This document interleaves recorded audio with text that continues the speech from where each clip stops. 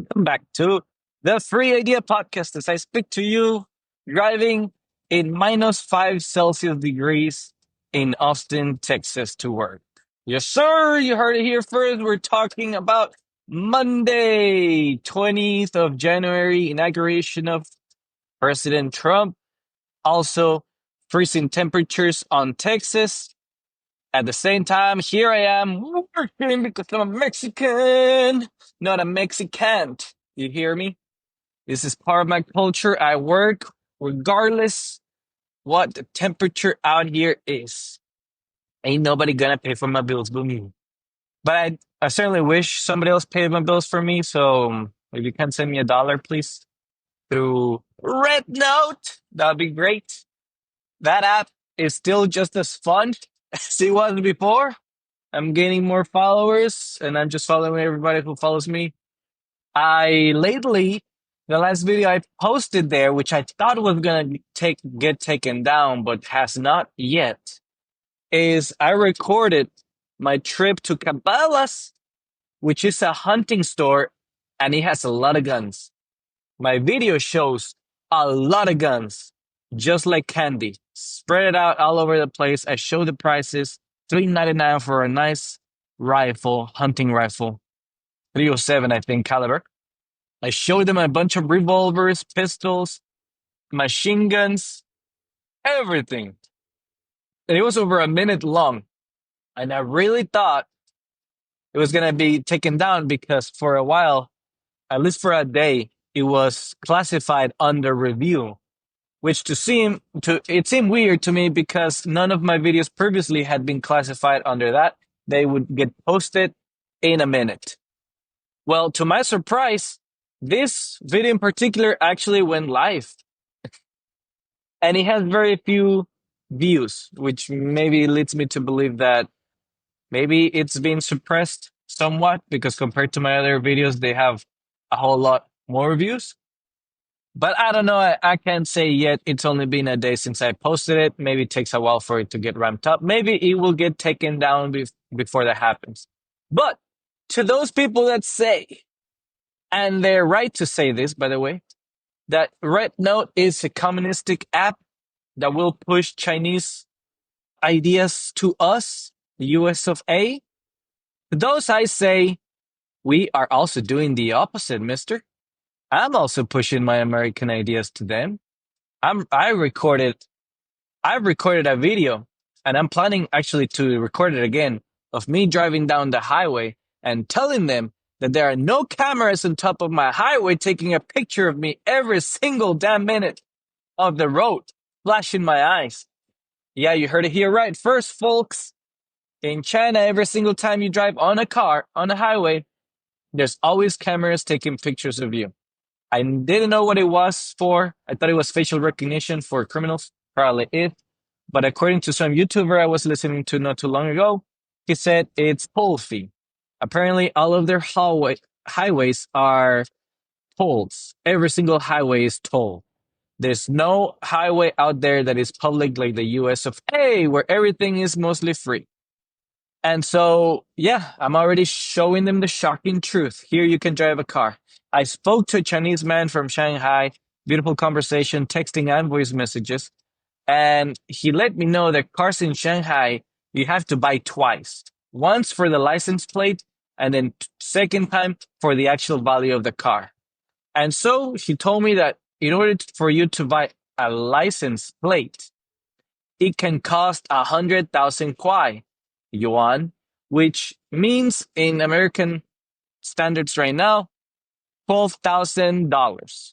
And I said, my dude, my first car cost about that much. And it was fairly new after COVID expenses, 2017. That was the year of a used car. You know how crazy cars got. And I told them actually before that, cars were just $5,000, which sums up to maybe, I don't know, like 36,000 kwai. He was in shock. He was like, whoa, cars are cheap over there. And I thought that was a weird comment for him to say that cars are cheaper over here because, well, we know the truth. Cars are actually cheaper in China, but just because they charge for the license plates, it makes them more expensive. Although that is in Shanghai. Other cities work different in China. That Shanghai is like the New York of here, although it doesn't compare, it's much better. But you know how nowadays New Yorkers are getting priced out of the highway by making them pay a toll fee? Well, it's kind of similar, except instead of making them pay on the street, you make them pay for the license an exorbitant amount so that less of them want to drive. Next thing, Americans are now realizing how cheap education is in China and hospital bills and property taxes or no taxes and taxes on salary. It's incredible. We're learning that we have it much worse over here in that aspect, and they have it much better over there. But also, Americans are showing something that Chinese don't really have because it's not part of the culture, and that is to speak a lot their mind and their feelings. Somehow, a lot of politic short videos are coming up in the Chinese app against Trump or Biden or the economy or whatever, or Luigi Mangione, which apparently they love in China because he killed somebody who was greedy and of higher class. And he was, to them, it seems like the lower class against the greedy person of the high class, which in China apparently seems to be a good thing because recently a politician of theirs was sentenced to death because of greediness. Although that's what they say. But something that we gotta be aware of is that propaganda in China is to the max. If you think propaganda in America is something big, and it is, we at least have the right to be annoying about it on all platforms, but the Chinese don't have that right. We may be able to show them videos of our politics, but they are not able to show videos of their own politics. Those will be taken down. And I am amazed that ours haven't yet, but I get a feeling that they will. Maybe their algorithm, as we say, is not as sophisticated in the exclusion of politics as ours is. But we are showing them the American culture. They are realizing that for them, I saw a video that he speaks English and he feels more lively when he speaks it. Like he can express himself more just because he has taking on a different culture that goes with the English language of America. So if you think, oh no, Americans, you're going to become communists now for being over there, I say we are making the poor communists become more like us. And that's unfortunate, actually, because their life seems pretty good. Their government is doing okay. It's doing some atrocious things here and there. We don't hear about it because their propaganda is incredible. But they're also they're also got some good things going. And we may ruin those things. Also, I want to report here to the news. There's a fire on the left side of me by Waco San Antonio Bastrop East Lamp has 1 mile. I don't know. Ooh, the tree is catching on fire. This is a forest little fire. Oh, it smells so good though. Smells like somebody's cooking barbecue. They probably used the same tree for that. Oh yeah. But those trees look green and lively, full of water, something California doesn't have. So I think we will be okay. Also, whatever's happening in Cali is pretty weird. I've been watching the news. They're not doing really good as they should. Ooh, I have a cop on my left. Nice. But he almost don't look like a cop. Ooh, he got another cop on the other seat. So probably training somebody. That's a nice car too. They have a Dodge Charger. Police Johnson City. Even though it looks almost like undercover because the paint is super faded off. It's not even glowing. It's just in dark letters. The car is black. The letters are dark. The only way I could tell is because he had that big old antenna that makes it look like a little control remote car. Now, that's the only way I can tell cop cars nowadays. If they have a big old antenna, they need it. Until they figure that one out, then they're easy to spot. What else can I say? Oh, another thing about. Oh, let me speed up over here. Oh, shit. This road gets really complicated. There we go. There we go. Oh, my God. My goodness. This is one of the perks of listening to my podcast while driving in the speedy highway of -5 frozen degrees Celsius. And we're still speeding over 75 because these damn roads merge on top of each other without warning. And we're chilling on the right side of the street try- to try to not go too fast, but then these roads merge and we're fucked. All right, all right. Cool. No, I'm not gonna go too much into the California thing, but it seems messed up. It does seem messed up. The biggest part that I can say, even though I'm not an expert, is that it is very predictable that fires happen there, and what is predictable can be also prepared for. Oh, this fucker is not gonna let me. All right, don't let me. Okay, what is predictable can be prepared for. There's a better way to say it. I heard it before, but it's just dumb. Fires over there happen every year, it looks like. So you can prepare for it. If the citizens themselves prepare for it, the government can as well. Especially one that has the richest population and city in the US. All the celebrities live there. Every single one of them. Every single rich person houses are like you need 30 lifetimes of the average person or like 100 of them just to be able to pay the down payment on one of those houses.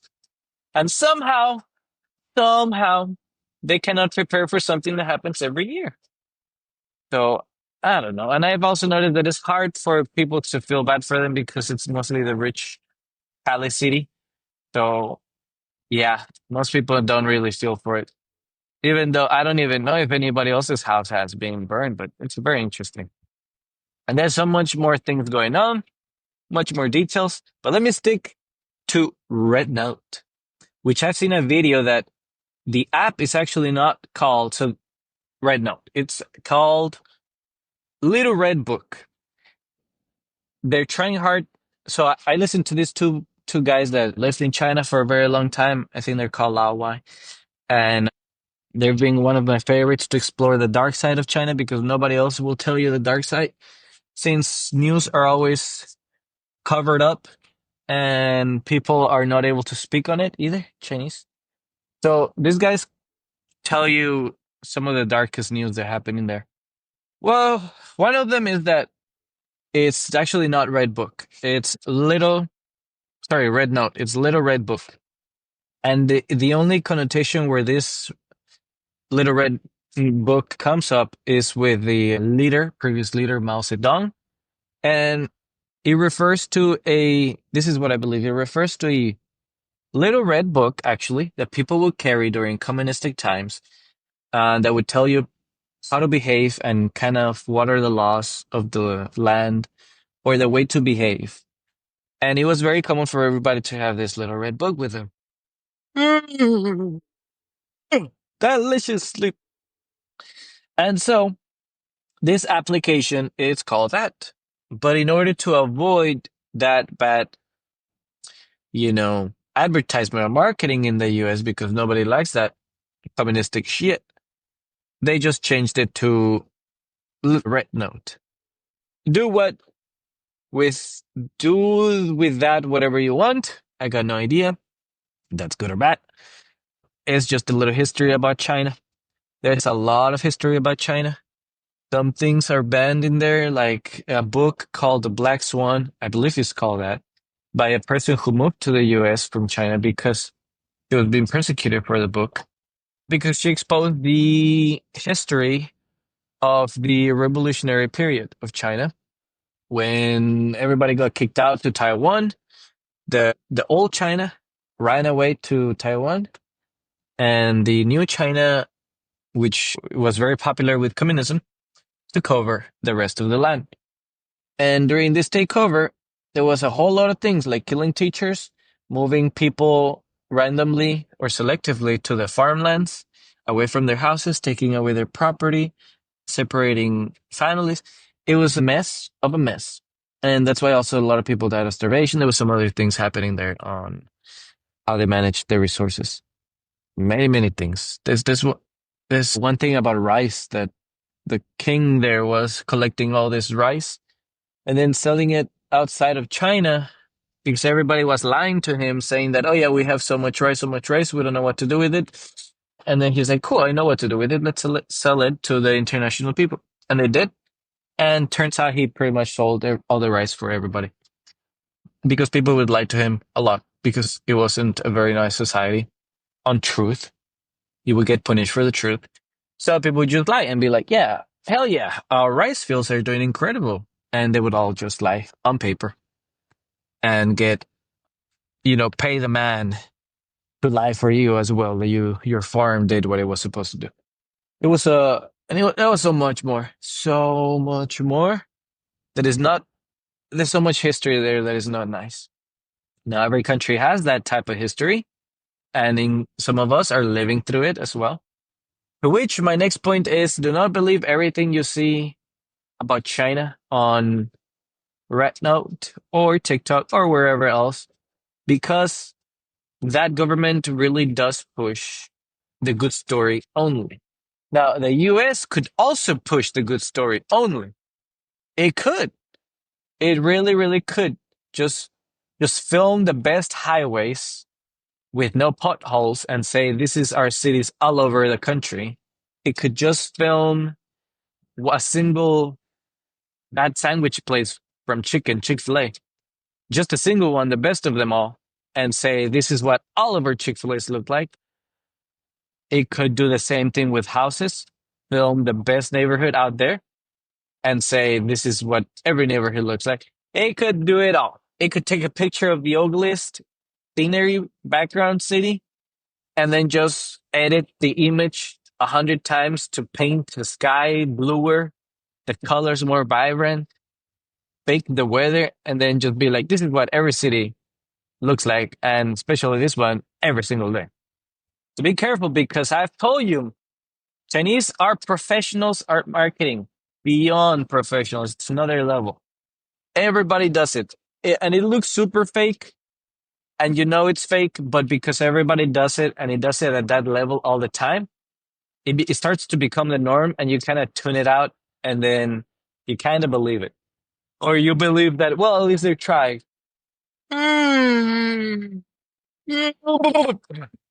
Good sleep, good sleep. So, it actually, for a moment, made me want to go back to China because, damn, they do have it good. But then I started listening to this guy that I used to listen to before. And I started to remember all the things and the reasons why I moved out of there. And I actually became more appreciative of being in the US and having my citizenship and being a citizen of the country. There's so many things. And when I started on Red Note, actually, just taking pictures and videos of whatever my daily life is to show the Chinese, I started thinking, wow, I do have it good. I do. Whenever I show them my apartment complex area for the gym and the pool and all that, all of a sudden I saw it with new eyes. Everything looks so beautiful and spotless. And I thought, damn, look at all this space in China. You would never have that. Look at all this space just for the public, let's say, for the people that are paying there, but it is public in some sense. In China, they do have apartments. Well, they're not apartments, so they don't have that. They don't because they're not apartments. It's a housing complex that looks like an apartment. To us, it looks like what apartments look like, but to them, it's actually their house. They live in skyscrapers, apartment rooms, pretty much. But they don't have that gym area, coffee area, pool area, especially no pools. I don't remember seeing a single pool out there. You had to pay for one, kind of like in Germany, which only specializes in being a pool or indoor. And it costs a lot of money, and you have to get out of your own way to go there. Unlike here in the US, where pools are very common.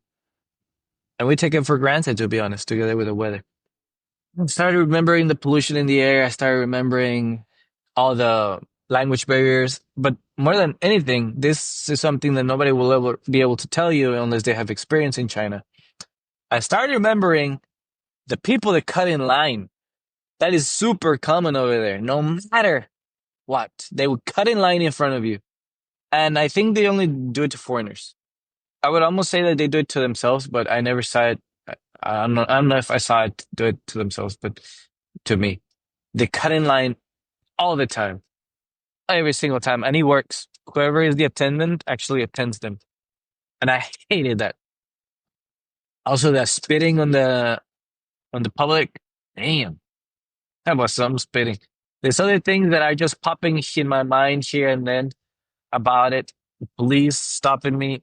Anyways, the casual racism. There's more. So also, I started taking pictures of the like the video of Cabela when I'm showing the guns, and it looks like, damn, I'm allowed to just walk in, grab this gun, and point it at the sky at the roof. I like to point it at the roof, but I saw some kids pointing at the wall. Then lucky for them, there was nobody in that wall.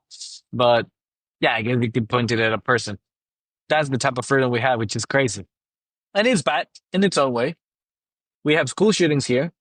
China has also some sort of cool event problem shooting, except it's not with guns, it's with knives. So they have a knife in school event. I don't know what they would call it. You call it here school shooting, over there would be school knifing. So either an adult, mostly it's adults, go in there dual wielding knives like they're a bandit from Maple Story, and then they just start going ham on these kids, usually kindergarten, which is even more messed up because, well, you're making it close and personal using knives, and then you go for little kids. Just damn. That I don't know what's the excuse there. In America, at least we have the excuse to be like, it's mental illness. They were bullied. But over there, it's a whole adult that is not even in kindergarten anymore. He graduated 20 years, 30 years ago, and he is knifing people with kitchen knives. And that happens a lot in China. I think there was a warning of that happening in my school at one point because there was so much police. So much police. There was one day, a lot of police and security letting the kids go through my school. And it's like a kindergarten, actually. And I was asking the leader, so the manager, the boss, the director, what's going on? What's happening? They would say, oh, it's just police making us feel safe, or it's just police doing their routine. Something along those lines, like, just police doing police things. Well, I listened to outside media sources in China, about China, sorry, and that there had been a school knifing somewhere. I don't know if in my city, but I think I'm going to assume it was my city. And so that's why there was extra precautions with the police there. But nobody would tell me that. I'm sure they know. I'm sure you know. I'm sure. No matter how propagandized they are, they know. They got to know, but they still lie to my face because it's part of the propaganda to just lie to your citizens as well. And that's what being communistic is. You just follow the herd and you lie to both. You lie to your own citizens as well. Okay, now this is weird. All right, I'm not gonna make it. So let me see what am I gonna do. I'm gonna have to turn right in here, and then I'm gonna have to turn left in here. Boom. Eating sushi. Oh, it's called East Sushi. East Austin. What am I thinking of sushi, you racist Damien? Okay, so that happened, and that's my experience being over there. My other experience, why I tell you they're professional marketers, is because I've seen them take pictures of events that are like meh to me, and I am there, but then I see the pictures and it looks like, whoa, it looks like Disneyland. Looks like we were having fun in a theme park and it was just school. It was just normal activity that I thought about in the midst of the moment because nobody told me because there's no organization or communication between anybody. So they just told me to come up with something and I did. And I came up with something and it was fun. And then they take a video, edit it, make it super nice, keep it short, 10 seconds, 5 seconds. And it looked like incredible marketing. Like the kids are having an incredible time, which they were. But if I only saw that video, I would be like, what a professional school that is.